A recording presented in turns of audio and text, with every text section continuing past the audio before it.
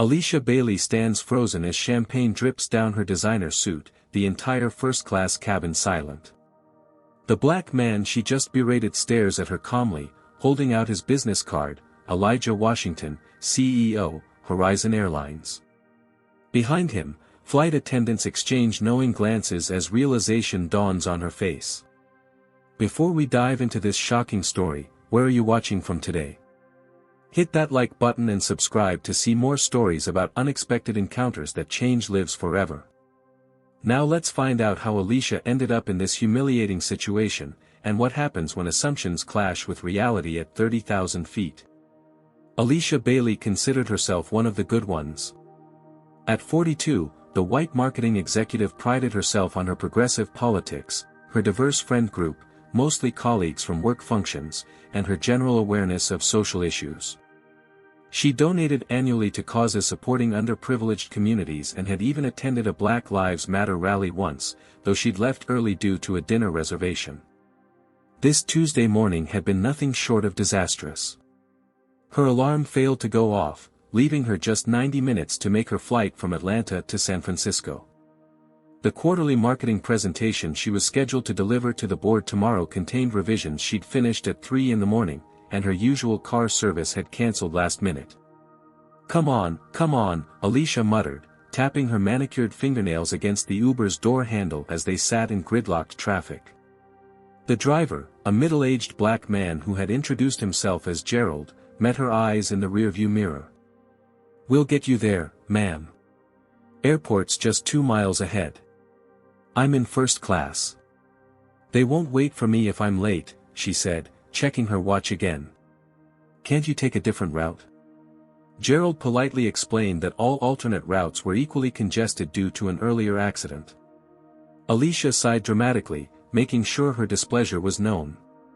When they finally arrived at the terminal, she grabbed her Louis Vuitton luggage without a word of thanks, leaving a 3-star rating as she rushed toward the check-in counter. The line for security stretched longer than she'd ever seen it. Alicia marched directly to the priority lane, waving her platinum frequent flyer card at the TSA agent who barely glanced at it before waving her through. Even so, she was forced to remove her laptop, take off her shoes, and endure the standard security procedures that always seemed to take forever when she was running late. By the time she reached Gate A23, the final boarding call for Flight 2467 to San Francisco was being announced. She rushed forward, bypassing the economy line and heading straight for the priority boarding lane. "First class," she announced breathlessly to the gate agent, a young black woman whose name tag read Jasmine. Jasmine nodded politely. "Cutting it close today, Ms. Bailey. You're the last first-class passenger to board." "Traffic was impossible," Alicia replied, not hiding her annoyance as she strode down the jet bridge, already mentally settling into her preferred seat, 3A, window, left side. She always booked the same seat on this route, enjoying both the privacy of the window and the superior morning light for reading her briefing documents. Entering the aircraft, Alicia nodded curtly to the flight attendants greeting passengers. She made her way to the first-class cabin, counting rows until she reached row 3. Her stride faltered. A black man in a tailored navy suit was sitting in her window seat, tapping on a tablet. Alicia checked her boarding pass. Yes, 3A, definitely her seat. The man appeared to be in his mid-40s, with closely cropped hair and a solid build. Without looking at his boarding pass, she immediately assumed he must be in the wrong place. "Excuse me," she said, her tone already condescending. "I believe you're in my seat." "I'm 3A. The man looked up, his expression neutral. He had deep brown eyes that revealed nothing as he reached for his boarding pass in his jacket pocket. "I'm also in 3A, he replied, his voice deep and measured as he showed her his boarding pass. Alicia barely glanced at it. "There must be a mistake. I always sit in 3A on this flight. I'm a Platinum Medallion member." "So am I," the man said simply, returning to his tablet. Alicia's face flushed. She raised her hand, signaling to a passing flight attendant. "Excuse me, we have a seating issue here." The flight attendant, a black woman whose name tag read Tasha Reynolds, approached with a professional smile. "How can I help?" "This gentleman is in my seat," Alicia insisted, thrusting her boarding pass forward. "I'm supposed to be in 3A. Tasha looked at both boarding passes carefully. "Ms. Bailey, it appears there's been a change in your seat assignment. You're actually in 3B, the aisle seat." "That's not possible. I specifically booked 3A. I always sit in 3A. "I understand your preference," Tasha replied patiently, "but according to our system, Mr. Washington is assigned to 3A for this flight, and you're in 3B. Both are excellent first-class seats." Alicia felt her chest tighten with indignation. She looked from Tasha to the man, Mr. Washington, who had returned to his work without comment, as if the interaction was already over. "This is ridiculous," Alicia muttered, loud enough to be heard. "I don't understand how this could happen." Several other first-class passengers were watching the interaction now, some with discomfort, others with barely concealed interest in the drama unfolding. "Would you like me to check if there's another window seat available in first class?" Tasha offered. Alicia glanced around the cabin. Every other seat was filled. "No, fine. Whatever." She slid her designer bag into the overhead compartment with more force than necessary and took her seat in 3B, making a point to leave as much space as possible between herself and Mr. Washington. As she settled in, she kept her body angled away from him, taking out her phone and making a show of sending important emails before takeoff. She placed her purse between them on the shared armrest, effectively creating a barrier. When he reached for the air vent above his seat, she instinctively pulled back, clutching her belongings closer. "Can I get you a pre-departure beverage, Ms. Bailey?" Tasha asked, returning to their row. "Sparkling water with lime," Alicia replied curtly, not making eye contact. "And for you, Mr. Washington?" "Just water is fine, thank you, Tasha," he answered, with a warmth in his tone that Alicia noted with irritation. He knew the flight attendant's name without looking at her name tag. A frequent flyer, then, but clearly not frequent enough to understand the unspoken rule that Platinum members had certain expectations about their preferred seating. Alicia took a long sip of her sparkling water when it arrived and mentally prepared for what would clearly be an uncomfortable 5-hour flight. The boarding process continued around them as Alicia pointedly tapped away at her phone, making sure anyone watching could tell she was handling important business matters. She spoke loudly into her phone, emphasizing key phrases. "Yes, I'll be presenting directly to the board tomorrow. The entire quarterly strategy depends on it," she said to her assistant, her voice carrying just enough to reach nearby seats. "Make sure the conference room is set up exactly as I specified. The San Francisco team knows I don't tolerate last-minute changes." From her peripheral vision, she noticed Mr. Washington hadn't glanced up once from his tablet. This somehow annoyed her even more.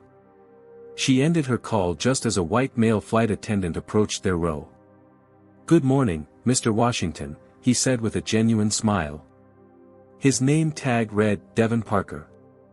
"Great to see you again. Is there anything special you need for this flight?"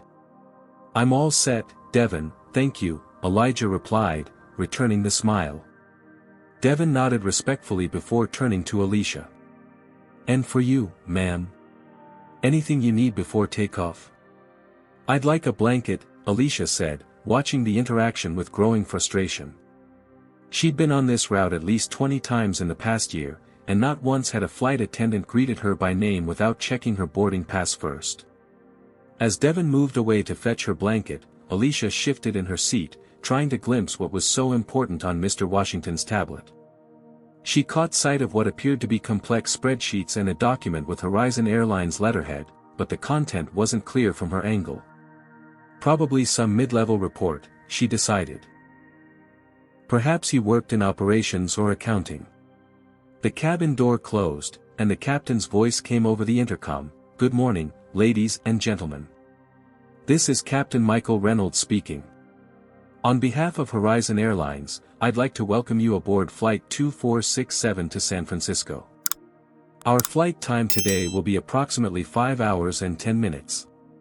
We're expecting clear skies for most of our journey, with a small patch of turbulence as we cross the Rockies. We're currently third in line for takeoff, so we should be in the air shortly. The safety demonstration began as Alicia half listened, having seen it countless times before. She noticed that several flight attendants, including Tasha and Devon, seemed to make eye contact with Mr. Washington during various points of the presentation, subtle nods of acknowledgement that struck her as unusual.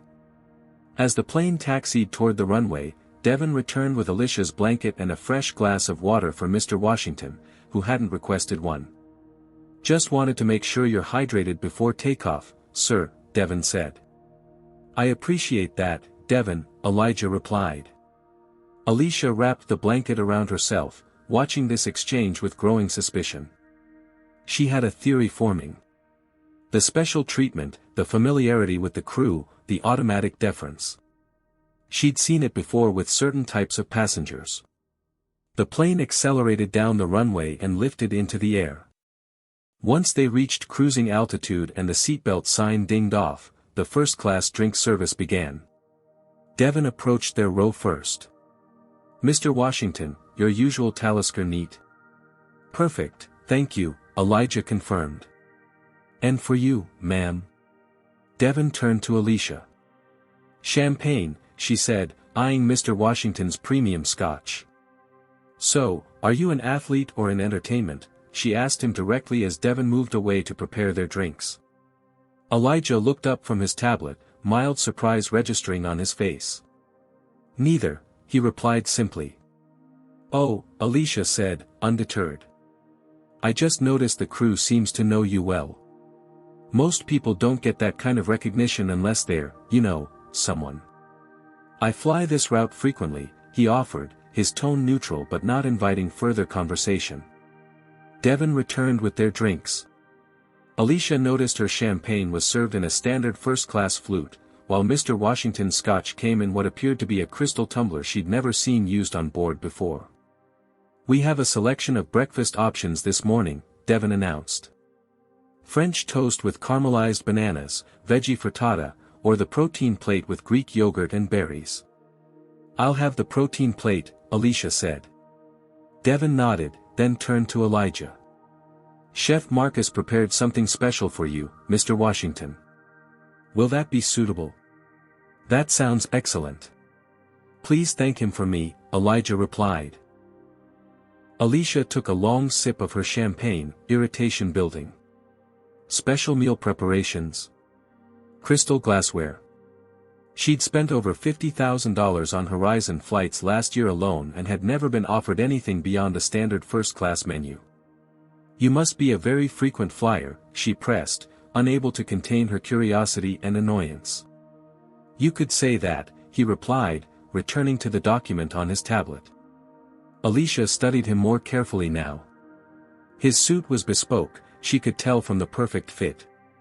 His watch was a subtle but expensive Patek Philippe.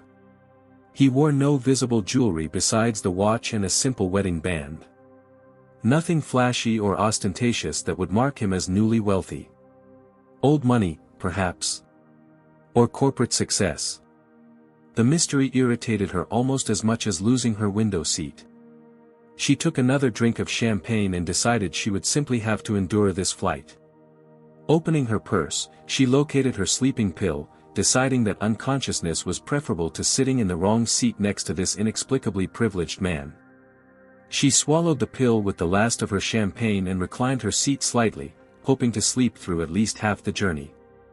As she closed her eyes, she heard Devon speaking quietly to Mr. Washington about some operational matter concerning the airline, but the pill was already taking effect, and she drifted into an uneasy sleep, her last conscious thought being a vague suspicion that perhaps Mr. Washington wasn't just any ordinary passenger after all. A sudden jolt woke Alicia 2 hours later. Her neck was stiff, and as she blinked away her medication-induced grogginess, she realized her tray table had been lowered with a half-finished meal in front of her. She had no memory of being served or eating anything. More alarmingly, her glass of water had tipped over, spilling onto the important presentation documents she'd placed on her tray. No, no, no, she gasped, grabbing napkins to blot the spreading moisture. Several pages were already ruined, the ink bleeding across her carefully prepared charts. Without thinking, she turned to Mr. Washington, who was reviewing what appeared to be financial statements. "Did you bump my tray?" she demanded. He looked up, genuinely confused. "Excuse me?" "My water spilled all over my documents," she said accusingly. "Someone must have bumped my tray while I was asleep." The plane shuddered again, and the captain's voice came over the intercom. "Ladies and gentlemen, we're experiencing some unexpected turbulence. Please return to your seats and fasten your seatbelts. Flight attendants, please suspend service and secure the cabin." Elijah gestured toward the window where dark clouds were visible. "I believe the turbulence might be the culprit," he said calmly, securing his own seatbelt. "Convenient," Alicia muttered, loud enough for him to hear. The sleeping pill had left her with a dry mouth and a short temper. 2 hours of smooth flying and suddenly there's turbulence right when my documents get ruined. Several heads turned in their direction as Alicia's voice rose. A middle-aged white woman across the aisle raised her eyebrows. An Asian businessman in the row ahead turned slightly in his seat. Even in first class, public confrontations were uncommon and generally considered poor form. "I'm sorry about your documents," Elijah said evenly. "Would you like me to ask for more napkins?" "I'd like you to be more careful," Alicia snapped, knowing even as the words left her mouth that she was being unreasonable. But the combination of the lost window seat, the preferential treatment he'd received, the sleeping pill hangover, and now her ruined presentation was too much. "Some of us are trying to get actual work done." The plane lurched again, more violently this time. Tasha hurried down the aisle, checking that all passengers were seated with seatbelts fastened. "Everything all right here?" she asked, noticing Alicia's wet documents and her obvious distress.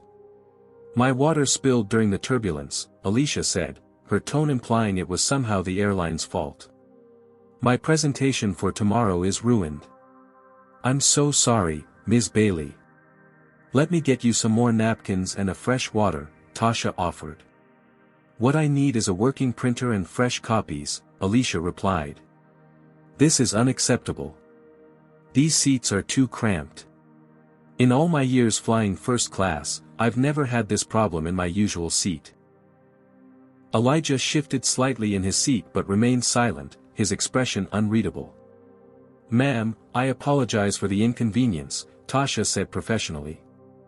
"Unfortunately, we don't have printing capabilities on board, but I can provide additional napkins and perhaps some plastic bags to protect the documents from further damage."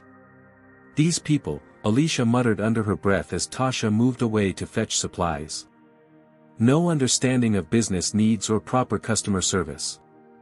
Elijah's head turned sharply at this comment, his eyes narrowing slightly, but he still said nothing. The captain's voice came over the intercom again. "This is Captain Reynolds. We'll be experiencing intermittent turbulence for the next 30 minutes as we navigate around a storm system. Please remain in your seats with your seatbelts fastened. Flight attendants will resume service once we're clear of the turbulence." Alicia recognized the name, Reynolds, the same as Tasha's. She made the connection immediately and scoffed audibly. "Nepotism," she said, just loud enough for those nearby to hear. "That explains the service quality." Elijah finally broke his silence. "Ms. Bailey," he said, his voice low but firm. "I understand you're upset about your documents, but that comment was unnecessary and inappropriate." "Excuse me?" Alicia said, genuinely shocked that he would address her directly. "I don't recall asking for your opinion on what's appropriate. When you make disparaging remarks about the crew loudly enough for everyone to hear, you make it everyone's business," he replied calmly. Tasha returned with fresh napkins, a plastic bag, and a bottle of water. If she had heard Alicia's comment, she gave no indication, maintaining her professional demeanor. "Is there anything else I can help you with?" she asked. "Yes," Alicia said, seeing an opportunity to assert her status. "I'd like to speak with your supervisor. The service on this flight has been subpar, and now my business materials are ruined." Tasha nodded politely. I'll have our lead flight attendant come speak with you. As she walked away, several other passengers were now openly watching the drama unfold. Alicia felt a flush of embarrassment but doubled down, turning to Elijah. And I'd appreciate it if you kept your opinions to yourself for the remainder of this flight. As you wish, he replied, returning to his work. Minutes later, an Asian woman in her 50s approached their row. Her name tag identified her as Rebecca Chen, senior flight attendant. Ms. Bailey, I understand you're having some issues with our service today, she said professionally. How can I help? Before Alicia could respond, Rebecca noticed Elijah and her demeanor subtly shifted. Mr. Washington, I didn't realize you were on this flight. Is everything satisfactory for you as well? Everything's fine, Rebecca. Thank you for asking, he replied with a small smile. Alicia watched this interaction with growing frustration. Are you kidding me right now? She said. I'm the one who asked to speak with you. Of course, Ms. Bailey. I apologize, Rebecca said, returning her attention to Alicia. Please tell me what's happening. First, my seat was reassigned without notice. Then my documents were ruined due to turbulence and possibly my seatmate's carelessness.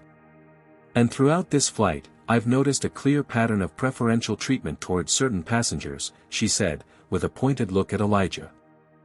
I understand your frustration about the seat change and the damaged documents. Unfortunately, seat assignments can sometimes be modified for operational reasons. As for the spill, that was clearly caused by turbulence, which is beyond our control. Is there anything specific about our service that has disappointed you? Before Alicia could answer, Elijah politely excused himself to use the restroom, sliding past her with minimal contact. Once he was out of earshot, Alicia leaned toward Rebecca. What's his deal anyway? She asked in a hushed voice. Everyone on this plane is treating him like royalty. Rebecca's expression remained neutral. Mr. Washington is a valued Horizon customer. We try to provide excellent service to all our first-class passengers. Right, Alicia said skeptically. I've been a Platinum Medallion member for 3 years, and I've never seen crystal glassware or special meals prepared by Chef Marcus. I apologize if you feel your experience has been inconsistent with your status, Rebecca replied diplomatically. Is there something specific I can do to improve your flight today? Alicia sighed in exasperation. Just get me some more napkins for these documents and maybe have your flight attendants pay as much attention to all first-class passengers as they do to my seatmate. Rebecca nodded. I'll personally ensure you receive attentive service for the remainder of the flight. And again, I apologize for any inconsistency you've experienced. As Rebecca walked away, Alicia turned to the older white man seated across the aisle, James Wilson, seeking validation. Can you believe this treatment? She said, assuming he would sympathize with her frustration. To her surprise, James looked distinctly uncomfortable. Actually, he said quietly, leaning closer so others wouldn't hear, I think you might want to be careful about how you're approaching this situation. What do you mean? Alicia asked, taken aback. That gentleman you've been speaking to, James said, nodding toward Elijah's empty seat. Do you know who he is? Obviously someone important to this airline, Alicia replied sarcastically. A celebrity or major shareholder, I'm guessing. James Wilson's expression remained serious. Ms. Bailey, I believe you're making a grave error in judgment. I happen to work for Horizon Airline's board of directors.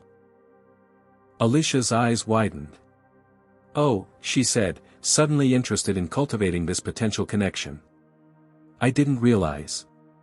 That man, James continued, lowering his voice further, is not just important to this airline. He's. But before he could finish, Elijah returned to his seat, and James immediately straightened in his chair, nodding respectfully to Elijah before returning to his magazine. Alicia was left wondering exactly what James had been about to reveal as the flight continued through patches of turbulence, her ruined documents forgotten as she pondered the mystery of her seatmate. What do you think is going on here? Comment number 1 if you think Alicia is overreacting, or number 2 if you believe she's justified in her complaints about the service. Like and subscribe to see what happens next in this first-class confrontation. Has anyone ever treated you differently because of assumptions they made about you? The truth about Elijah is about to start coming out, and Alicia won't be prepared for what she discovers. As the turbulence subsided, the cabin crew prepared for meal service. Alicia sat in uncomfortable silence, James Wilson's unfinished warning replaying in her mind. She stole glances at Elijah, who had returned to reviewing documents, seemingly unbothered by the earlier confrontation. When she caught James looking in their direction again, she raised her eyebrows questioningly, but he merely shook his head slightly and returned to his magazine. Whatever he had been about to tell her, he wasn't going to elaborate with Elijah present. Devon approached their row, this time pushing a cart with covered plates. "Mr. Washington," he said, "Chef Marcus prepared the seared salmon with quinoa and asparagus you enjoyed last month, with those adjustments you suggested."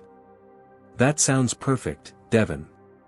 "Please convey my thanks," Elijah replied as a steaming plate was placed before him.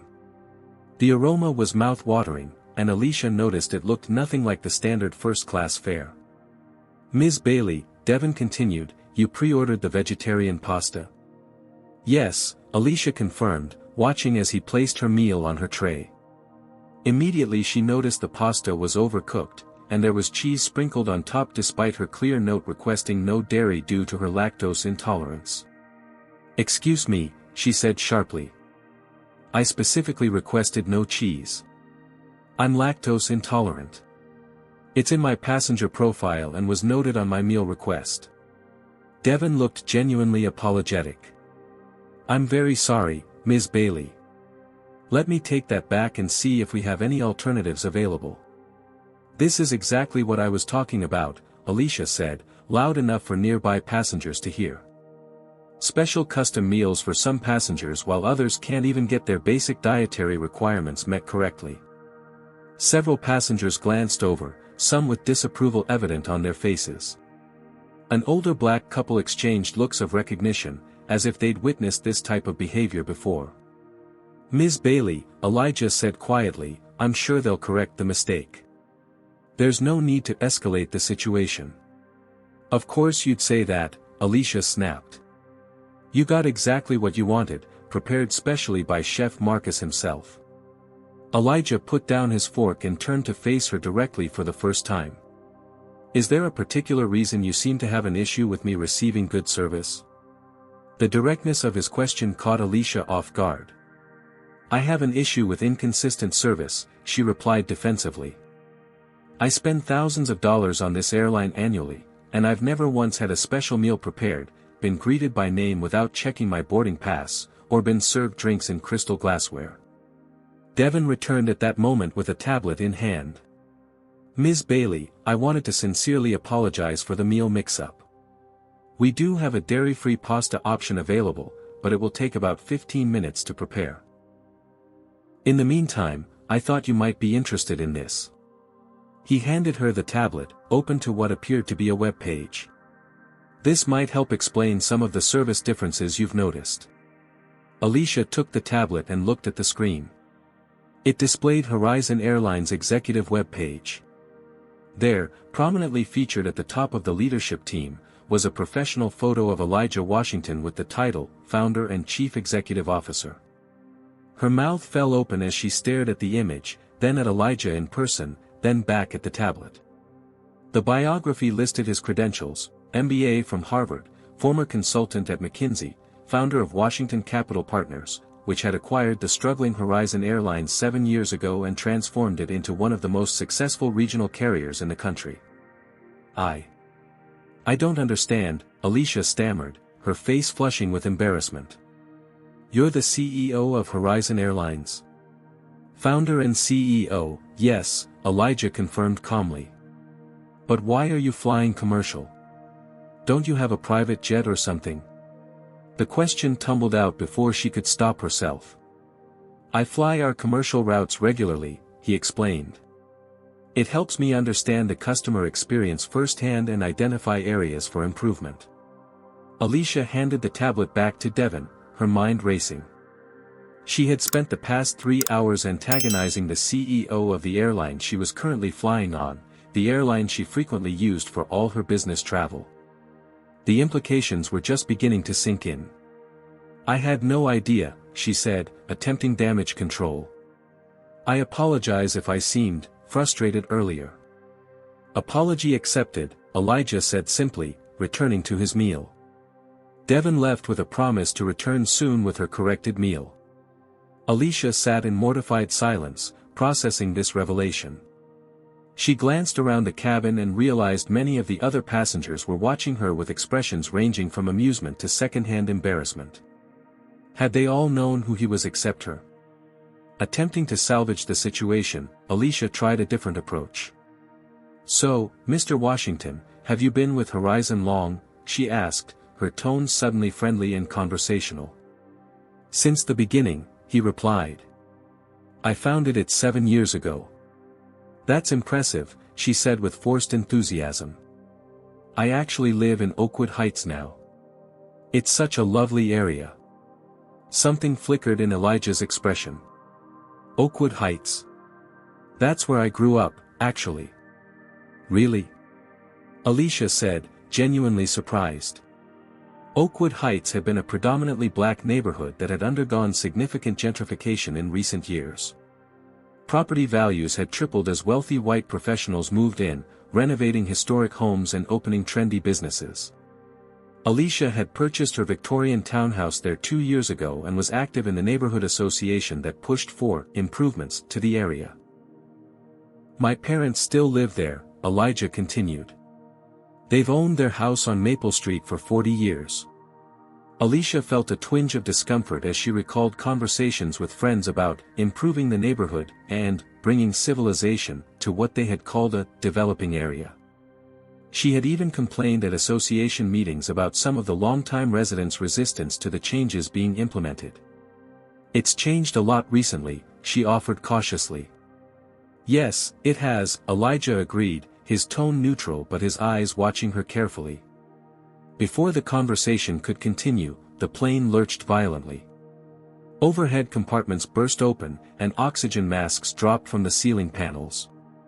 Alicia gasped as her remaining water spilled across her lap. "Ladies and gentlemen, this is your captain speaking," came Captain Reynolds' voice, tension evident despite his professional tone. "We've encountered severe turbulence. Please remain in your seats with your seatbelts fastened and oxygen masks on if they've deployed in your section. Flight attendants, secure the cabin immediately." Screams and gasps filled the cabin as the plane dropped several hundred feet in seconds. Alicia gripped her armrests, her knuckles white, all thoughts of her damaged documents and Elijah's identity momentarily forgotten. Across the aisle, an elderly black woman was struggling to reach her oxygen mask. Without hesitation, Elijah unfastened his seatbelt, steadied himself against the violent shaking of the aircraft, and helped secure the woman's mask before returning to his seat. "Are you all right?" he asked Alicia, who was visibly shaken. She nodded mutely, too frightened to speak. The captain's voice returned, "Crew, prepare for immediate descent. We're diverting to Denver International due to a mechanical issue that requires immediate attention." Tasha moved through the cabin efficiently, checking on passengers while maintaining her balance in the shuddering aircraft. When she reached their row, she leaned down to speak directly to Elijah. "Mr. Washington, Captain Reynolds requested I inform you that we're experiencing a hydraulic system failure in the left wing. The situation is under control, but protocol requires an immediate landing at the nearest suitable airport." "Thank you, Tasha. Keep me updated," he replied with the calm authority of someone accustomed to handling crises. As Tasha moved away, the plane began a controlled but steep descent. Alicia's ears popped painfully with the rapid change in altitude.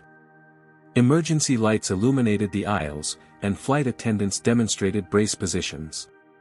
"This can't be happening," Alicia whispered, her earlier arrogance replaced by naked fear.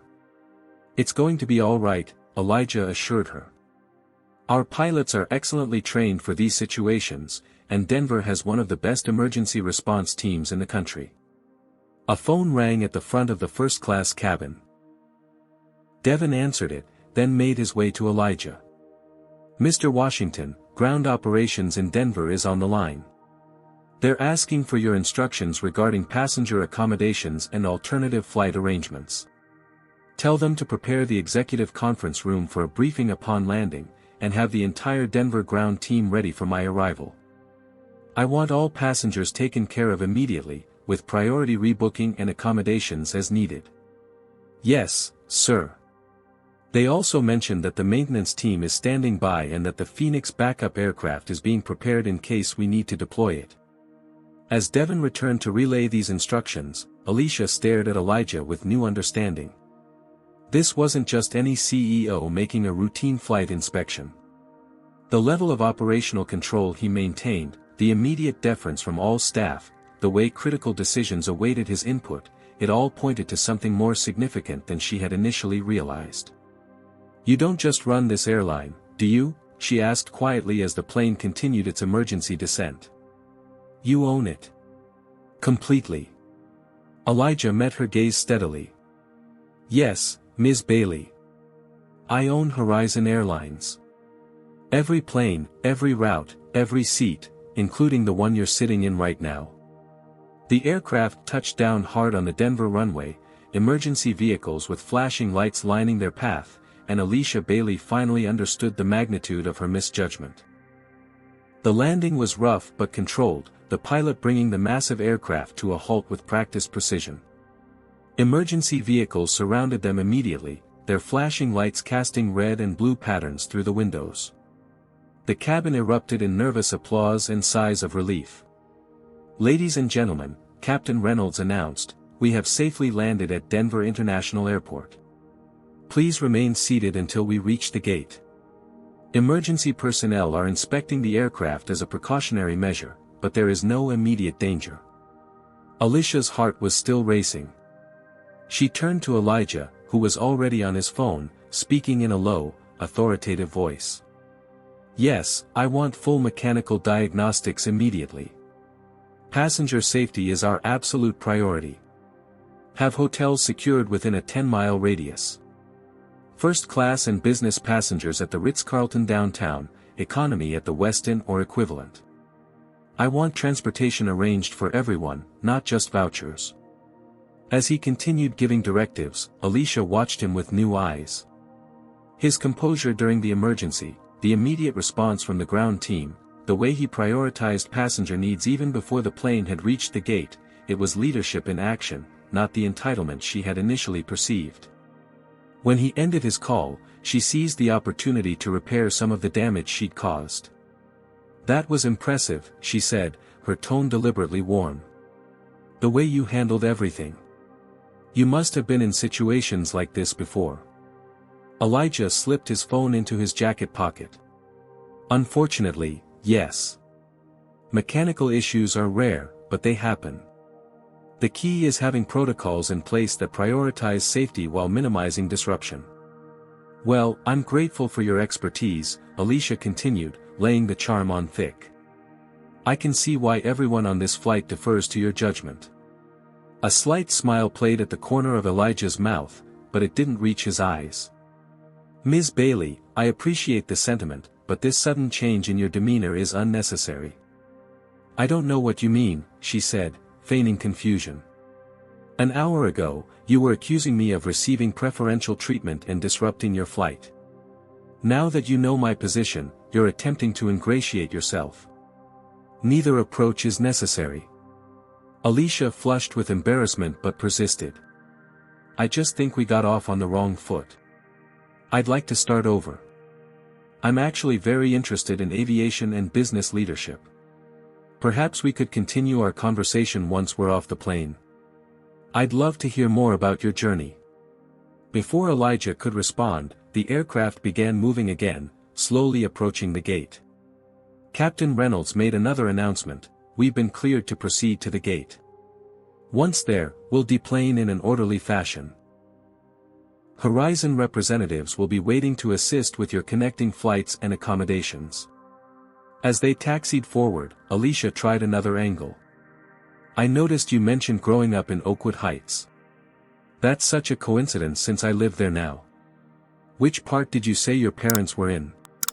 Maple Street, Elijah replied, his tone neutral.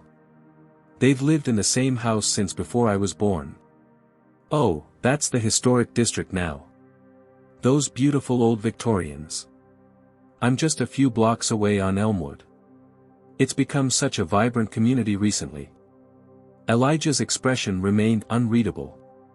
It was always vibrant. Just in different ways. Of course, Alicia backpedaled. I just meant with all the new restaurants and shops. The area has really developed. You mean gentrified, Elijah stated plainly. Alicia swallowed uncomfortably. Well, I suppose some would call it that. But property values have increased, which is good for everyone, right? Is it? Elijah asked. My parents have seen their property taxes triple in 5 years. Many of their neighbors, people who lived there for generations, have been forced to sell and move further out because they can't afford to stay. The soul of the neighborhood has been systematically extracted and replaced with artisanal coffee shops and yoga studios. Alicia remembered her neighborhood association meetings where they had strategized ways to encourage certain businesses to relocate and cheered when long-standing community establishments closed to make way for upscale boutiques. She had personally voted against renewal of permits for a local jazz club that had operated for 50 years, complaining about the noise and the element it attracted. I hadn't thought about it that way, she admitted, though her tone suggested otherwise. The plane came to a complete stop at the gate, and the seatbelt sign dinged off. Immediately, Elijah's phone rang again. He answered briefly, then stood as the cabin door opened. If you'll excuse me, he said to Alicia, I need to address the situation. As he moved toward the front of the cabin, Devon approached him. Mr. Washington, the executive team is assembled in the conference room as requested. Maintenance reports the hydraulic issue is reparable but will require at least 8 hours. Thank you, Devon. Please ensure all passengers are personally assisted with their connections and accommodations. Alicia watched as Elijah exited the aircraft first, greeted by a line of uniformed Horizon employees who had been waiting for his arrival. Through the windows, she could see more staff assembled on the jet bridge, tablets in hand, clearly awaiting instructions. She gathered her belongings, including her damp documents, and followed the other first-class passengers off the plane. In the terminal, the scene was one of efficient organization. Horizon employees were stationed at multiple podiums, directing passengers to various service points based on their needs. As Alicia approached one of the desks, she spotted Elijah at the center of a group of executives, reviewing information on multiple screens. One man in particular seemed to be deferring to him extensively, a tall, distinguished-looking white man in his 60s. Name, please, asked the agent at the desk. Alicia Bailey, first class, she replied, emphasizing her cabin status. The agent tapped at her keyboard. Ms. Bailey, we've arranged accommodations for you at the Ritz-Carlton downtown. A car will be waiting to transport you once you've received your luggage. We anticipate having you on a flight to San Francisco tomorrow morning at 9 a.m. Thank you, Alicia said, impressed with the efficiency. Could you tell me who that man is? She asked, gesturing toward the older white executive speaking with Elijah. That's Mr. Gregory Patterson, our chief operating officer, the agent replied. Alicia nodded, watching the interaction with interest. Even from a distance, it was clear that Patterson, despite his senior position and age, was deferring completely to Elijah's judgment. She overheard fragments of their conversation as they moved closer to where she stood. Unacceptable solution, Greg, Elijah was saying firmly.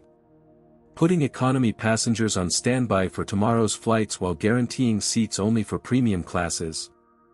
That's not how we operate. But the logistics of rebooking everyone immediately. Patterson began. Then solve the logistics, Elijah cut in. Charter additional aircraft if necessary. Every passenger gets rebooked with confirmed seats before they leave this terminal. Period. Patterson nodded, immediately turning to relay these instructions to his team. Alicia noted the stark contrast between the Elijah she had encountered on the plane, quiet, restrained, almost accommodating, and this version, commanding, uncompromising, and clearly accustomed to having his directives followed without question. A younger executive approached with a presentation displayed on a tablet. "Mr. Washington, these are the alternative flight options we've identified. The Phoenix aircraft can be here in 3 hours, but it would mean canceling tomorrow morning's Phoenix-Chicago route."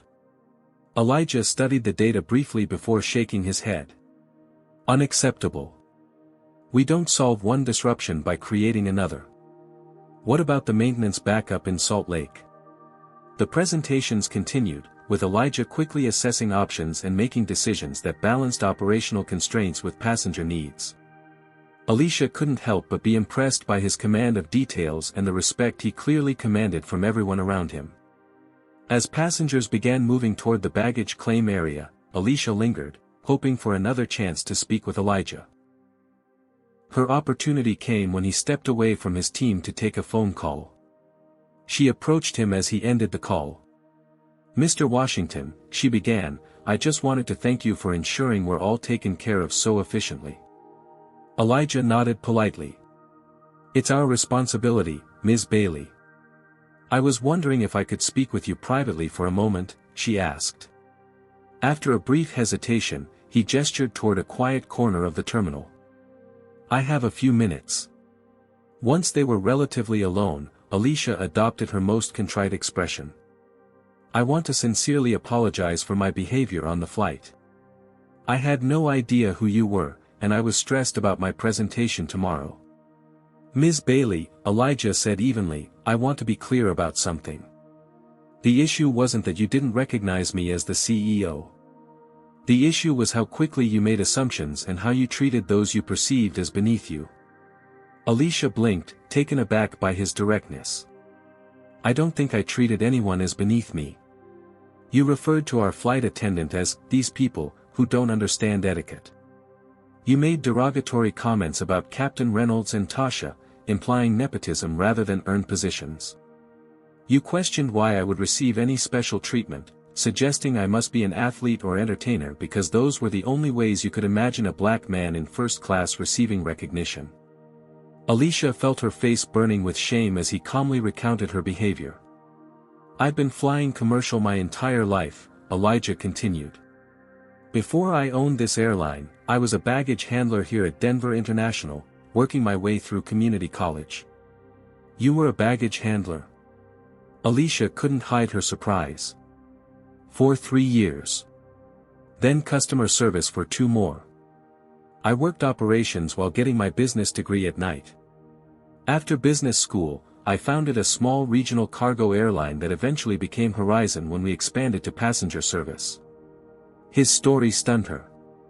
She had assumed he was from wealth, perhaps an investor who had simply purchased the airline. "I had no idea," she said softly. "Most people don't. They see the suit and the title and assume I was born into it. The truth is, I've loaded luggage into planes in -20-degree weather. I've calmed panicked passengers during emergencies. I've cleaned vomit from seats between flights. I know every aspect of this business because I've lived it." Alicia stood speechless, her carefully constructed worldview crumbling around her. "Ms. Bailey, I don't expect special treatment when I fly. I sit in seat 3A because I want to observe the wing during takeoff and landing. It's a habit from my days in operations. The crew recognizes me because many of them have worked with me for years, not because I demand recognition." The truth of his words hit her like a physical force.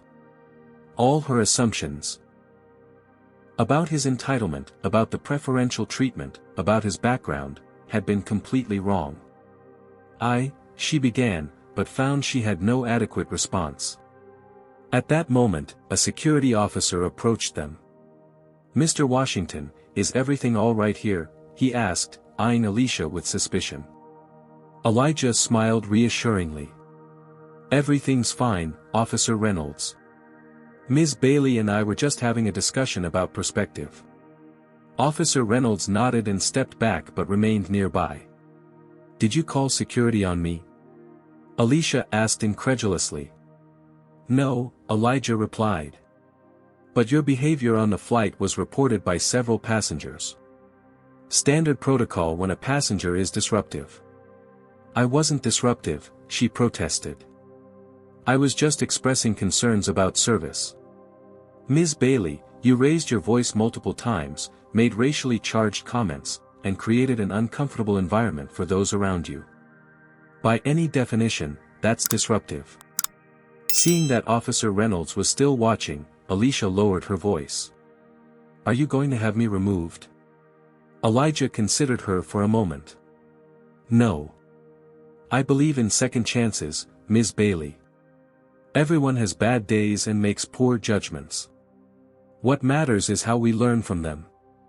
With that, he nodded politely and rejoined his executive team, leaving Alicia to contemplate the full magnitude of her misjudgment and the unexpected grace she had been shown by a man she had so fundamentally underestimated. The Denver International Airport was in a state of controlled chaos. Hundreds of passengers from Flight 2467 crowded the terminal, some anxious about missed connections, others on phones frantically rearranging plans. In the midst of this, Horizon Airline staff moved with remarkable efficiency, directing people to various service points. Alicia followed the crowd toward a large private lounge that had been opened specifically for their flight's passengers. Inside, refreshments were being served, and additional Horizon representatives were handling rebooking and accommodation arrangements. Through the glass walls of the lounge, she could see Elijah surrounded by airline staff. He was reviewing documents, giving directions, and occasionally speaking directly to passengers who approached him. Unlike most executives who might delegate such work during a crisis, he was in the trenches, personally overseeing the response. As Alicia watched, a professionally dressed woman approached her. "Ms. Bailey?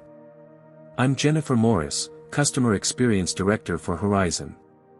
We've arranged your transportation to the Ritz-Carlton, and your luggage will be delivered directly to your room within the hour." "Thank you," Alicia replied, surprised by the personalized attention. "That's very efficient. Mr. Washington insists on comprehensive care during disruptions," Jennifer explained. "Your boarding pass for tomorrow morning's flight has been sent to your email, and we've arranged a car to bring you back to the airport. Is there anything else you need while you're in Denver?" Alicia thought about her ruined presentation documents. "Actually, yes. I had some important papers damaged during the flight. Is there a business center where I could recreate and print them?" "Of course. The hotel has a fully equipped business center, but if you prefer, we can have a Horizon representative assist you with that this evening. Many of our executives carry portable printers for situations like this." "That won't be necessary," Alicia said quickly, not wanting to take advantage after her earlier behavior. "The hotel's facilities should be fine." As Jennifer moved on to assist other passengers, Alicia noticed Elijah again. He was now deep in conversation with Gregory Patterson and a group of men in maintenance uniforms, examining what appeared to be technical diagrams of the aircraft. She tried to approach them but was politely intercepted by a staff member.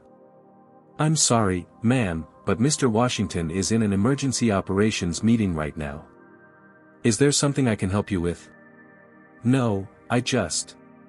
Alicia hesitated. "I wanted to speak with him again." "I understand.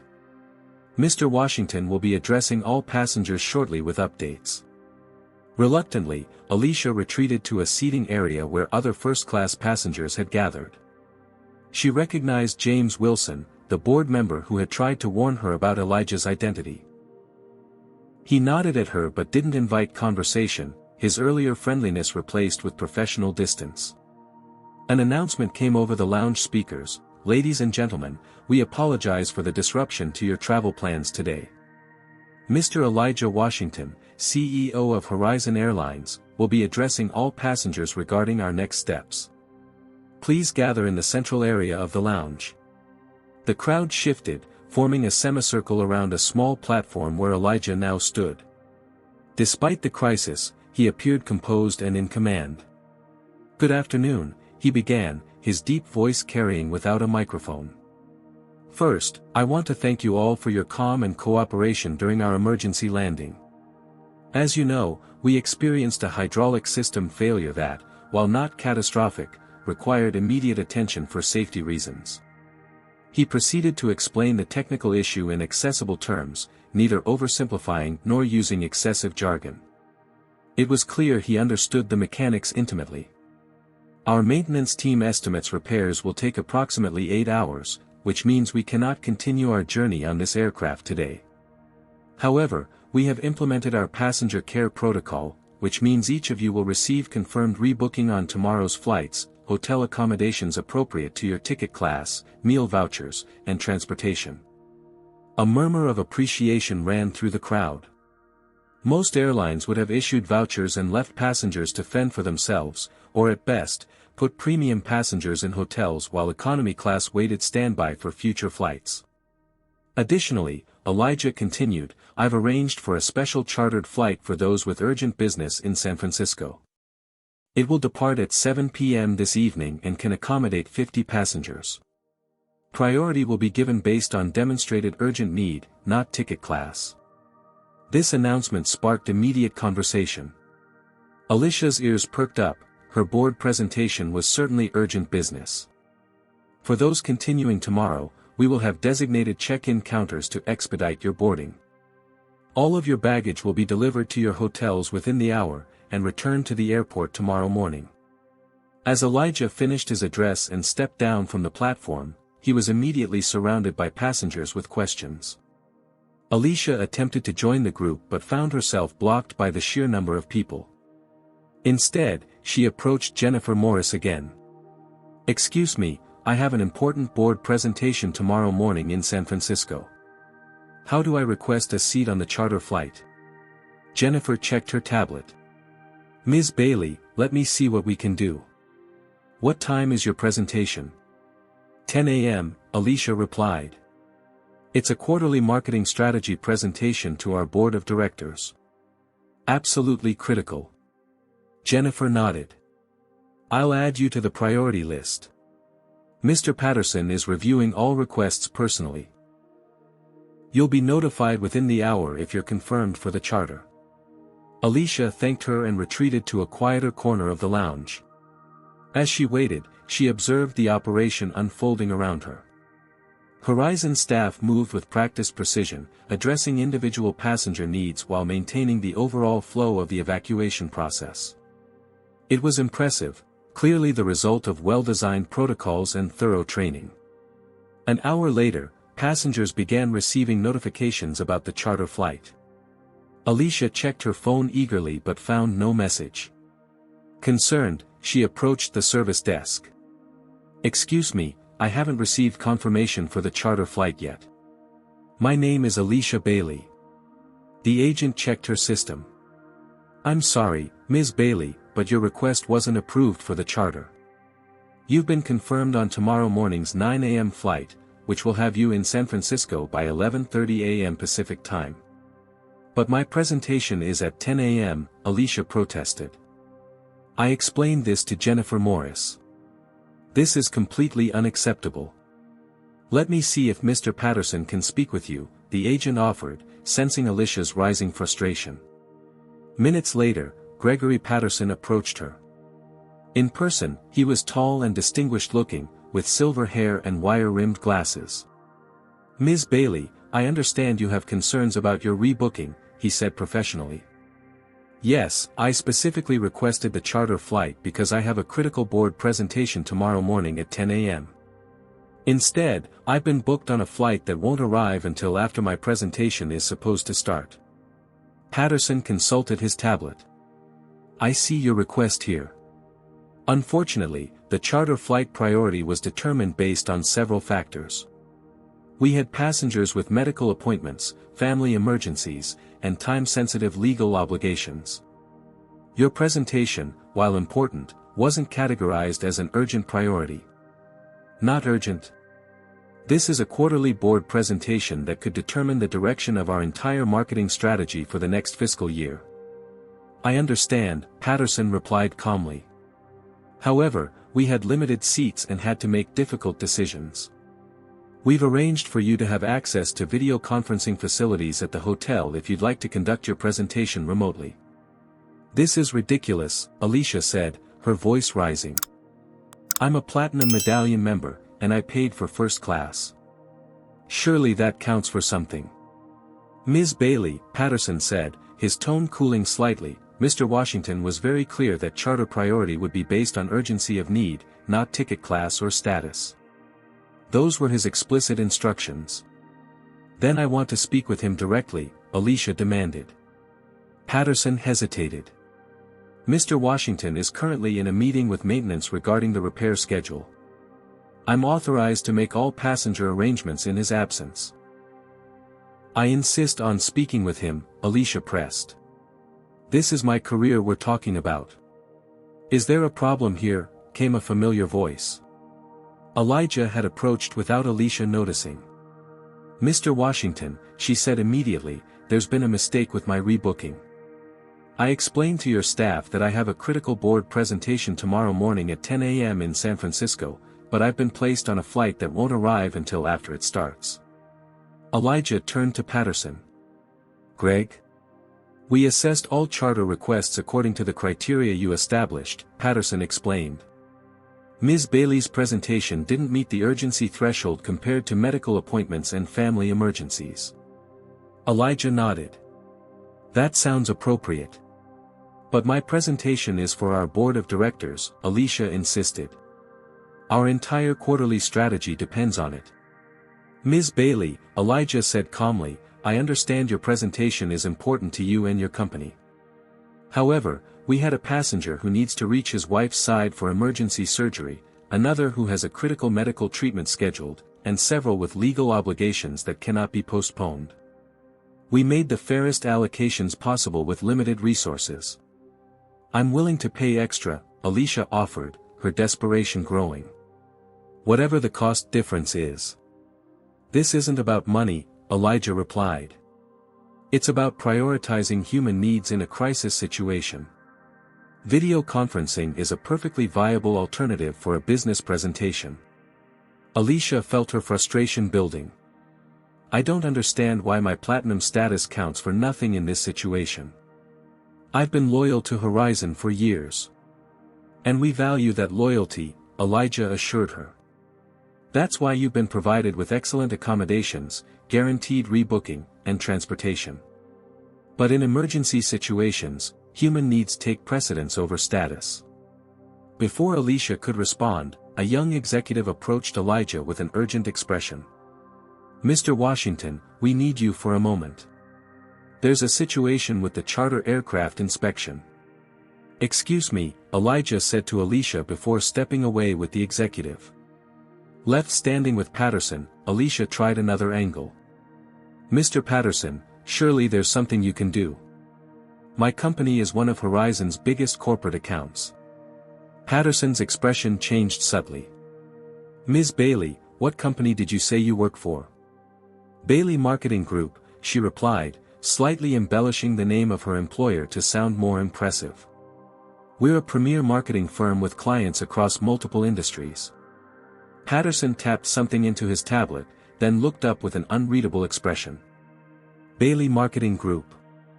That would be a subsidiary of Integrated Media Partners, correct?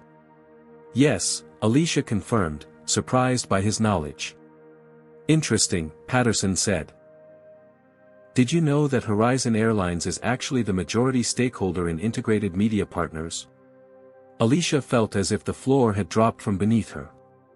What? That's not possible. We're an independent firm. Until the acquisition last year, Patterson corrected her. Washington Capital Partners, Mr. Washington's investment firm, acquired a controlling interest in IMP and its subsidiaries. The transition has been gradual to maintain operational stability, but legally speaking, you work for a company that Elijah Washington effectively owns. The revelation hit Alicia like a physical blow. Not only had she spent hours antagonizing the CEO of the airline she was flying, but he was essentially her boss's boss. I had no idea, she whispered. Few people do, Patterson replied. Mr. Washington prefers to maintain the existing management structures in his acquisitions rather than announcing his involvement. He believes companies operate best when they maintain their established identity. As this new reality sank in, Alicia spotted Elijah returning from his meeting.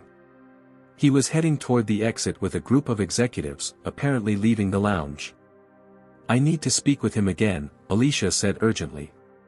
Patterson shook his head. "I wouldn't recommend that right now, Ms. Bailey. Mr. Washington has pressing operational concerns to address.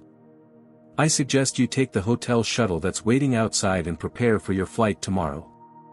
The video conferencing equipment will be set up for your use by 8 a.m. With that, Patterson excused himself, leaving Alicia standing alone in the middle of the lounge, the full weight of her situation finally dawning on her. She had not only offended the CEO of her preferred airline but had potentially jeopardized her professional future by antagonizing the man who, unbeknownst to her, controlled her company's fate. The Ritz-Carlton Denver lived up to its reputation for luxury and service. Upon arrival, Alicia was greeted by name and escorted directly to her room, where her luggage had already been delivered as promised.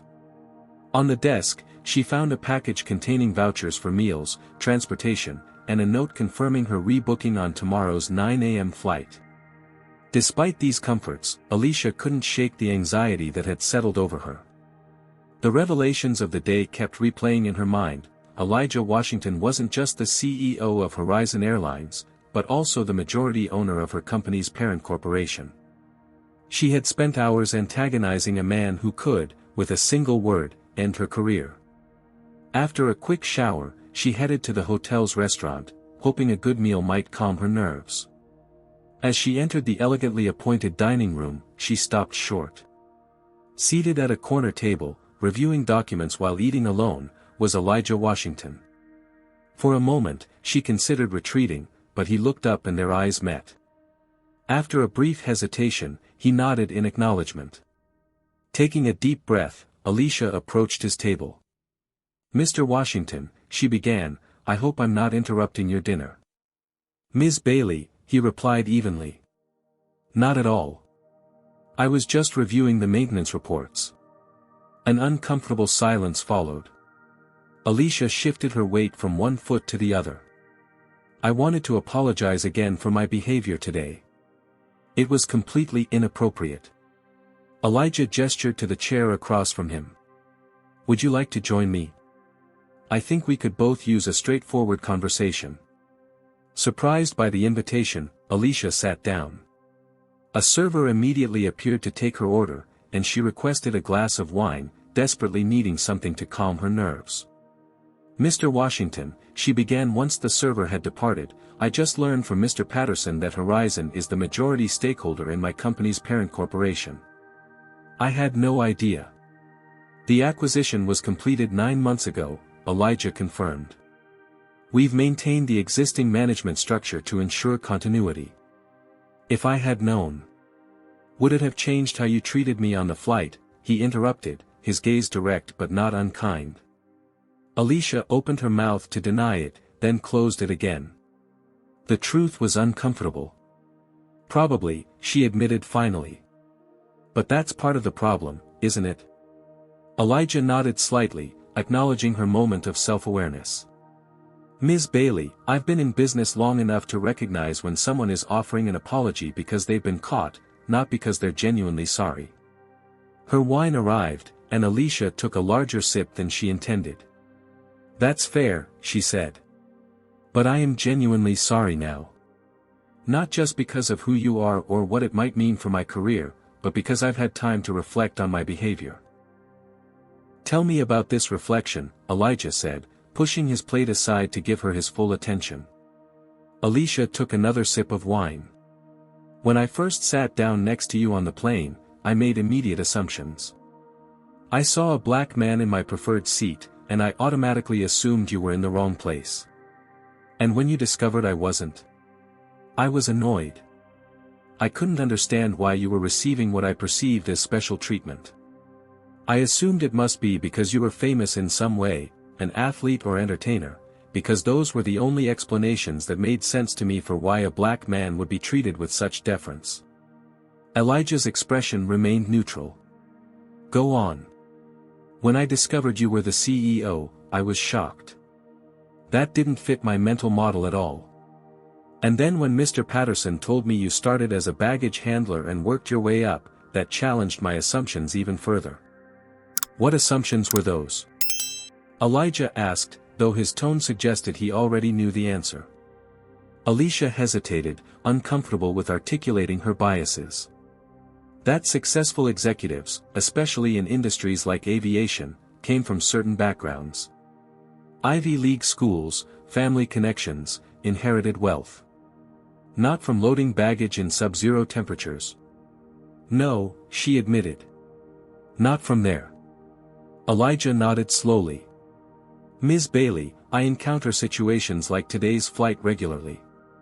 People make assumptions about me based on my appearance rather than my abilities or position.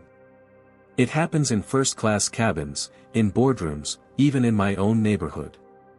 Oakwood Heights, Alicia said, remembering their earlier conversation. Yes. Where my parents still live in the house I grew up in, watching as their community transforms around them, not always for the better. Alicia thought about her neighborhood association meetings, the discussions about improving the area, the subtle and not so subtle ways they had pushed out longtime residents and businesses. She had never considered how these changes might be perceived by those who had built their lives their generations before she arrived. I've experienced this kind of treatment throughout my career, Elijah continued. When I started Horizon, I couldn't get meetings with investors. When I did, they spoke to my white deputy CFO instead of me, assuming he was in charge. When I fly my own airline, flight attendants who don't know me sometimes try to direct me to economy even when I have a first-class boarding pass. His calm recounting of these experiences made them all the more powerful. There was no self-pity in his tone, just a matter-of-fact description of his reality.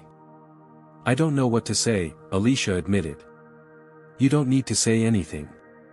I'm not telling you this to make you feel guilty. I'm telling you so you understand that what happened today wasn't an isolated incident for me or for many others. It's a pattern we navigate constantly. Alicia nodded, taking in his words. Can I ask you something? She said after a moment. Why did you intervene with that security officer at the airport? You could have let him remove me after how I behaved. Elijah considered her question. Do you remember when I told you I worked as a baggage handler? Yes. During those years, I observed how airlines treated passengers during disruptions. The big carriers were quick to categorize upset customers as disruptive and have them removed, especially when those customers were people of color. When I founded Horizon, I established a different approach. We differentiate between passengers who are genuinely threatening safety and those who are simply having a bad day or reacting to stress. And you thought I was just having a bad day? Alicia asked. I thought you were operating from a place of unexamined bias rather than malice, Elijah clarified. There's a difference between someone who needs education and someone who needs removal. The honesty of his assessment was both uncomfortable and refreshingly direct. Alicia took another sip of her wine, letting his words sink in. Throughout my career, Elijah continued, I've had two options when confronted with bias. I could call it out directly and be labeled angry or difficult, or I could remain silent and endure it. Neither approach creates change. So I've developed a third option. Which is, I use these encounters as opportunities for education. Not by lecturing or shaming, but by allowing people to come face to face with their own assumptions in ways they can't easily dismiss. Alicia thought about how the revelation of his identity had forced her to confront her biases more effectively than any diversity training session she'd attended. I could have had you removed from the flight, Elijah acknowledged. I could have you fired tomorrow. But what would that accomplish? You'd feel victimized rather than enlightened, and nothing would change. So this conversation is part of my education? Alicia asked, a hint of defensiveness creeping into her tone. This conversation is happening because you approached my table, Elijah reminded her with a slight smile. I'm simply being honest with you. Alicia nodded, acknowledging the truth in his statement. Well, I'm listening. And I'm learning. Good, Elijah said. That's all anyone can ask for. As they continued their conversation, Alicia found herself genuinely engaged in hearing about Elijah's journey, how he had worked night shifts loading baggage while taking community college classes during the day, how he had earned scholarships to business school, how he had identified inefficiencies in the regional airline industry that larger carriers had overlooked. For the first time, she was listening not to curry favor or protect her job, but because she was genuinely interested in understanding a perspective different from her own. And in that understanding, she began to recognize the patterns of assumption and privilege that had shaped her interactions not just with Elijah, but with countless others throughout her life. As their dinner concluded, Elijah checked his watch. I should get back to the operations center. The maintenance team will be finishing their work soon, and I need to review their reports before authorizing the aircraft's return to service. Of course, Alicia said. Thank you for taking the time to speak with me. As they both stood, Elijah extended his hand. Your flight tomorrow will get you to San Francisco by 11:30. The hotel has arranged for the video conferencing to be ready by 8 a.m. if you need it for your presentation. Alicia shook his hand. Thank you. For everything. As she watched him leave the restaurant, Alicia realized that despite the humiliation and anxiety of the day, she had been given a rare opportunity, not just a second chance professionally, but a chance to recognize and begin addressing biases she hadn't even acknowledged she held. With that realization came an unexpected sense of gratitude toward the man she had so severely misjudged. The next morning dawned clear and cold in Denver. Alicia woke early, determined to prepare for her board presentation despite the circumstances. The hotel had set up the promised video conferencing equipment in a private meeting room, allowing her to connect with her team in San Francisco to review last-minute details. They won't expect you to be there in person, given the flight situation, her assistant assured her over the video call. Mr. Daniels already announced you'd be presenting remotely due to a mechanical issue with your flight. I appreciate that, Alicia replied, reviewing her slides one final time. I'll sign on at 9:45 a.m. Pacific for the 10 a.m. start. With her presentation prepared and her professional concerns temporarily addressed, Alicia headed downstairs to catch the shuttle to the airport. The lobby was filled with passengers from yesterday's flight, all making their way back to Denver International for their rebooked departures. Outside, a fleet of luxury coaches waited to transport them. Alicia boarded the first available bus, finding it comfortably appointed with leather seats and refreshments. As they departed for the airport, she noticed other displaced passengers commenting on the exceptional handling of the disruption. I've never seen an airline respond like this, remarked an elderly gentleman seated across from her.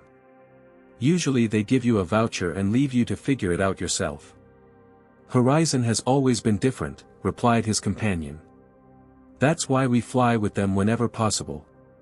Their corporate culture is truly passenger-focused. Alicia listened to these conversations with new interest. Before yesterday, she would have considered herself a discerning traveler with high standards. Now she recognized that her standards had often been entitlement, her discernment merely a reflection of status anxiety. Arriving at Denver International, passengers were directed to dedicated check-in counters where Horizon staff efficiently processed their rebooked flights. Alicia approached the first-class counter, presenting her ID and boarding pass. Good morning, Ms. Bailey, said the agent, a young black woman whose name tag read Jasmine, the same gate agent from Atlanta who had checked her in yesterday. We have you confirmed on Flight 859 to San Francisco, departing at 9 a.m. from Gate B23. Your seat assignment is 4B. Not first class. Alicia asked before she could stop herself. Jasmine checked her screen. I'm sorry, Ms. Bailey. It appears your reservation was modified last night. You've been reassigned to Economy Plus. There must be some mistake, Alicia said, feeling her chest tighten. I was booked in first class on the original flight. Let me double-check, Jasmine said, typing something into her computer. Yes, I see the change was made at 11:42 p.m. last night. The note indicates it was an executive override. Executive override? What does that mean? It means the change was authorized at the executive level, Jasmine explained carefully. I don't have the authority to reverse it. Alicia felt a flush of embarrassment mixed with indignation. I need to speak with a manager immediately. Of course, Jasmine replied professionally. Mr. Patterson is supervising the rebooking process this morning. I'll page him for you. As Jasmine made the call, Alicia stood fuming at the counter. All around her, other passengers were being processed efficiently, many expressing gratitude for Horizon's handling of the disruption. The contrast between their experience and hers was not lost on her. Gregory Patterson appeared a few minutes later, tablet in hand. Good morning, Ms. Bailey. I understand there's an issue with your reservation. Yes, there certainly is, Alicia said, struggling to keep her voice even. I was booked in first class on yesterday's flight, but somehow I've been downgraded to Economy Plus for today's flight. This is completely unacceptable. Patterson checked his tablet. I see the change in the system. It was authorized by Mr. Washington himself. By Mr. Washington? Alicia repeated, stunned. After their conversation last night, she had believed they had reached an understanding. Why would he do that? I can't speak to his specific reasoning, Patterson replied carefully. But I can tell you that these decisions are never made arbitrarily. This is discrimination, Alicia said, lowering her voice but unable to hide her anger. I'm going to file a formal complaint. My company has a substantial business relationship with Horizon. Patterson's expression shifted slightly at the mention of her company. Ms. Bailey, perhaps we should discuss this in private. He led her to a small meeting room adjacent to the check-in area. Once inside, he closed the door and turned to face her. Ms. Bailey, I understand your frustration, but I think there are some factors you should be aware of before you proceed with a formal complaint. What factors? She demanded.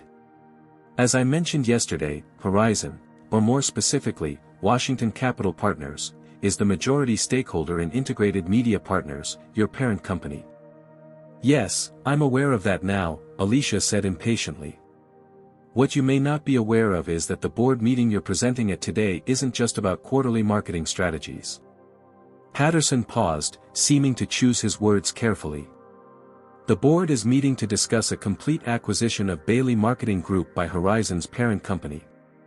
Alicia felt as if the air had been sucked from the room. Complete acquisition? What does that mean? It means your presentation today is essentially an audition, Patterson explained. The board is evaluating whether to maintain Bailey Marketing as a separate entity or fold its operations into Horizon's existing marketing department. The implications hit Alicia all at once. Her job, her team, her entire professional identity were potentially on the line, and she had spent yesterday antagonizing the man who would ultimately make that decision. Why wasn't I informed of this? She asked, her voice barely above a whisper. Merger and acquisition discussions are typically confidential until final decisions are made, Patterson said. Only top management and board members would have been aware. Alicia sat down heavily in the nearest chair, trying to process this new information. So my seat reassignment. Was likely Mr. Washington giving you an opportunity to experience Horizon from a different perspective, Patterson finished for her. He believes executives should understand every aspect of the customer experience, not just the premium services. So this is some kind of test? Alicia asked incredulously. I would characterize it as an opportunity for growth, Patterson replied diplomatically. Mr. Washington often says that true leadership requires empathy, and empathy requires experience. Before Alicia could respond, the door opened and Elijah Washington himself entered the room. He was dressed in the same impeccable suit from yesterday, showing no signs of the long night he had presumably spent overseeing the aircraft repairs. Good morning, Ms. Bailey. Greg, could you give us a moment? Elijah requested. Patterson nodded and exited, leaving Alicia alone with the CEO. Mr. Washington, she began, unsure whether to express confusion, outrage, or contrition. I understand you have questions about your seat reassignment, Elijah said, taking the chair across from her. Mr. Patterson just informed me about the acquisition discussions, Alicia replied. Is this your way of punishing me for yesterday? Elijah shook his head. This isn't punishment, Ms. Bailey. It's an opportunity. An opportunity to be humiliated, she asked. An opportunity to experience what the majority of our passengers experience, he corrected her. You spoke yesterday about being a Platinum Medallion member, about your expectations of preferential treatment. But over 80% of our revenue comes from economy passengers who never set foot in first class. Alicia listened, beginning to understand. At Horizon, we believe leadership requires understanding the experiences of all our customers, not just the premium segment, Elijah continued. When I promote executives, I look for those who can empathize with every level of service we provide. So this is about the acquisition, Alicia concluded. You're evaluating whether I'm suitable for leadership in the combined company. Partly, Elijah acknowledged. But it's also about giving you a chance to demonstrate growth after our conversation last night. You said you were learning.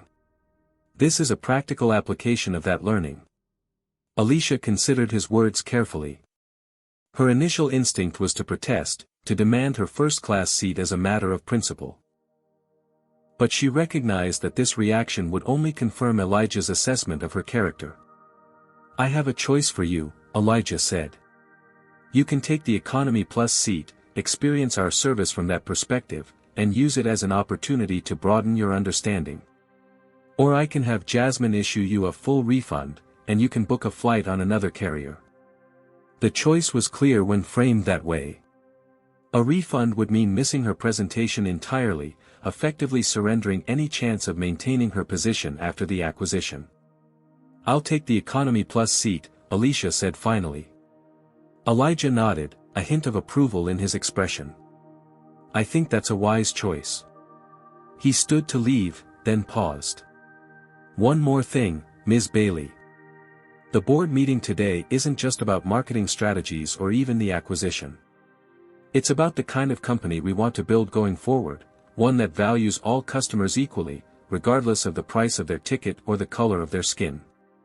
With that, he left the room, leaving Alicia to contemplate the full implications of his words.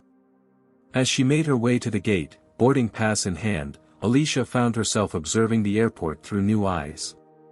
She noticed the diverse passengers around her, the Horizon staff who greeted everyone with the same level of respect, the small touches that enhanced the travel experience for all customers, not just those in premium cabins.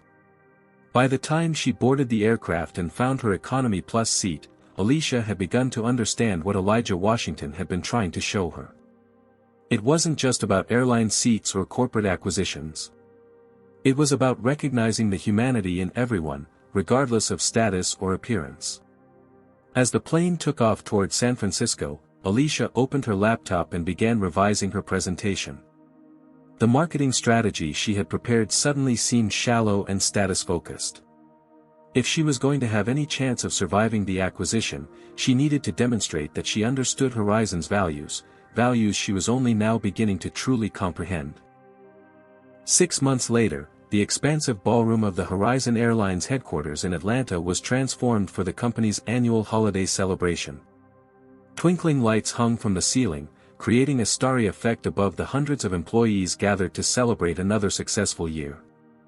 Alicia Bailey stood near the refreshment table, engaged in conversation with several colleagues from the newly formed Community Engagement and Inclusion Department.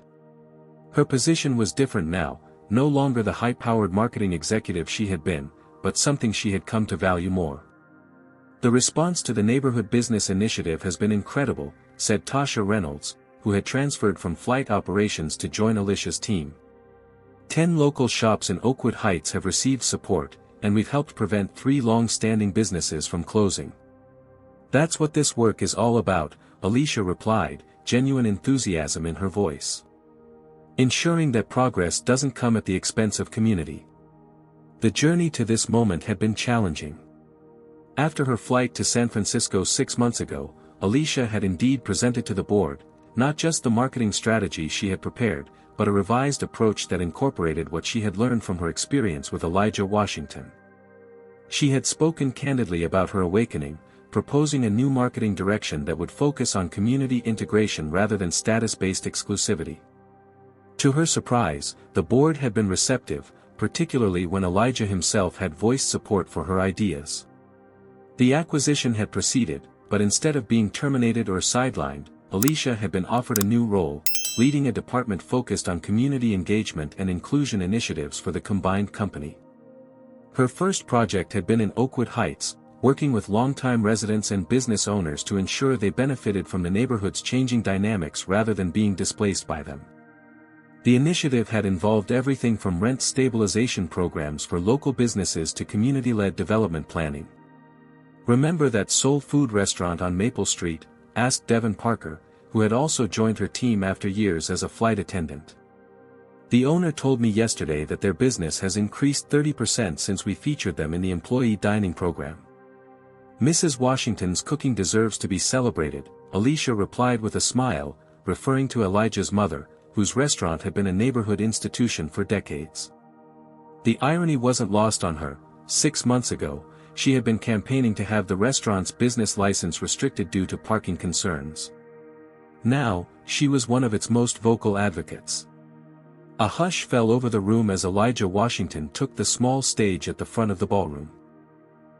As always, he carried himself with quiet confidence, his presence commanding attention without demanding it. "Good evening, Horizon family," he began, his deep voice carrying throughout the space. "What a year it has been. Despite industry challenges, market volatility, and more than a few storms both literal and figurative, we've emerged stronger than ever." He proceeded to highlight the company's achievements, record customer satisfaction scores, expanded routes, innovative service improvements, and significant community initiatives. Alicia listened with pride, particularly when he mentioned the neighborhood business preservation program she had spearheaded. After his address, as employees mingled and celebrated, Elijah made his way through the crowd, greeting people personally. When he reached Alicia's group, everyone straightened slightly, showing the natural respect his presence commanded. "Ms. Bailey," he said with a warm smile, "I've been hearing excellent reports about your team's work." "Thank you, Mr. Washington," Alicia replied. "We've had incredible support from leadership, which makes all the difference. I was particularly impressed with your presentation to the Atlanta City Council last week," he continued. "Your advocacy for inclusive urban development was compelling." "I've had good teachers," she said meaningfully. Their colleagues discreetly moved away, giving them a moment of privacy in the crowded room. 6 months ago, if someone had told me I'd be leading community engagement initiatives instead of high-profile marketing campaigns, I would have considered it a demotion," Alicia admitted. "Now I can't imagine doing anything else." "Growth rarely occurs within our comfort zones," Elijah observed. "Sometimes the most valuable career moves aren't the ones that take us higher, but the ones that expand our perspective." "I owe you an apology," Alicia said, the words she had wanted to express for months finally finding voice. "Not the performative one I gave on the plane or at the hotel, but a real one. I made assumptions about you based solely on appearance. I behaved as if my status entitled me to preferential treatment. I was exactly the kind of person I would have denied being." Elijah listened without interruption, his expression thoughtful. "Why did you give me a second chance?" she asked. "You could have fired me after the acquisition. Most CEOs would have." "I don't believe in discarding people who show potential for growth," he replied. "When you accepted the economy seat in Denver, you demonstrated something important, the capacity to choose learning over entitlement. That's rare, especially in people who have grown accustomed to privilege."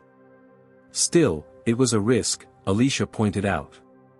"I could have reverted to old patterns once the crisis passed." "True leadership involves calculated risks," Elijah said. "Besides, you're not the first person I've given this particular opportunity to." "You mean there have been others?" Alicia asked, surprised. "Several over the years," he confirmed. "Some responded as you did, recognizing the opportunity for growth. Others doubled down on their entitlement and are no longer with the company. These encounters aren't random, they're how I identify who has the potential to help build the kind of organization we aspire to be. Before Alicia could respond, they were interrupted by the arrival of an elderly black man in a maintenance uniform. He was using a cane and moving slowly through the crowd. "Mr. Harold," Elijah said warmly, extending his hand. "I'm so glad you could join us tonight." "Wouldn't miss it, Mr. Washington," the man replied. 35 years with this airline, retirement won't keep me from the holiday party." "Ms. Bailey, have you met Harold Jenkins? He was head of ground maintenance when I started as a baggage handler. Taught me everything I know about aircraft operations." "It's a pleasure to meet you, Mr. Jenkins," Alicia said sincerely. "Harold was looking for a place to sit down," Elijah explained. "The tables are filling up quickly." Alicia glanced around and noticed that indeed, most of the tables were now occupied. Without hesitation, she pulled out her chair at a nearby table where she had placed her purse to reserve her seat. "Please, Mr. Jenkins, take my seat," she offered. "I'll find another place." "That's very kind of you, young lady," Harold said gratefully, easing himself into the chair. As Alicia stepped away to find another spot, she caught Elijah watching her with a subtle nod of recognition. In that moment, she understood that this small gesture, giving up her seat to someone who needed it more, represented exactly the transformation he had hoped to see in her. Later that evening, as the celebration wound down, Alicia found herself helping to collect donated gifts for the company's annual children's charity drive. As she packed toys into boxes alongside colleagues from various departments, she reflected on how profoundly her perspective had changed in just 6 months.